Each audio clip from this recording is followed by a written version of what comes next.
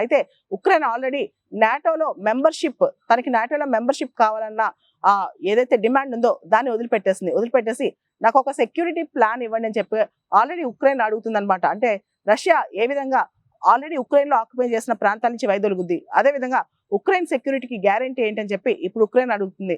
మనందరూ తెలుసు, Donald Trump రెండోసారి అధికారంలోకి వచ్చాక జెలెన్స్కీని తీసుకెళ్లి అమెరికాలో చర్చలు జరిపి ఉక్రెయిన్ తో ఒక మినరల్ డీల్ కూడా చేసుకున్నారనమాట.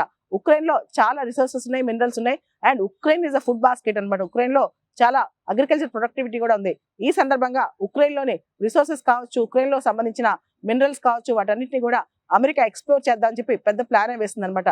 మరోపక్క మనందరికి తెలుసు, రష్యా అధ్యక్షుడు పుతిన్ కొరకరాని కొయ్యగా ప్రపంచానికే ఉన్నారనమాట.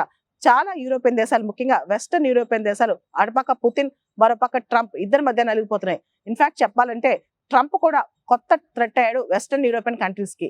అసలు యూరోప్ కి మేమెందుకు సెక్యూరిటీ ఇవ్వాలి, ఆ బాధ్యత మాకెందుకు, నాటోకి మేమెందుకు ఫండ్ చేయాలని చెప్పి ఇప్పుడు డొనాల్డ్ ట్రంప్ కొత్త పాట పాడుతున్నారనమాట. దాంతో యూరోప్ దేశాలు కూడా ప్రపంచం వైపు చూస్తున్నాయి. అనేక దేశాల వైపు తమ వాణిజ్యాన్ని డైవర్సిఫై చేసుకుంటాయి అనమాట. రీసెంట్ గా గ్రీన్ ల్యాండ్ ఆక్యుపై చేయాలని డొనాల్డ్ ట్రంప్ ప్లాన్ చేశారు. దాంతో చాలా యూరోపియన్ దేశాలు ఈ గ్రీన్ ల్యాండ్ ఆక్యుపేషన్ ప్లాన్ కి అపోజ్ చేశాయి. దాంతో డొనాల్డ్ ట్రంప్ కొన్ని ఐరోపా దేశాల మీద అదనపు టారిఫ్లు కూడా వేశారనమాట. దాంతో ఇప్పుడు యూరోప్ దేశాలు, ముఖ్యంగా యూరోపియన్ యూనియన్ దేశాలు ట్రేడ్ డైవర్సిఫికేషన్ మొదలెట్టాయి. రీసెంట్ గా ఇండియా యూరోపియన్ యూనియన్ మధ్య కూడా ఫ్రీ ట్రేడ్ అగ్రిమెంట్ సైన్ అయింది.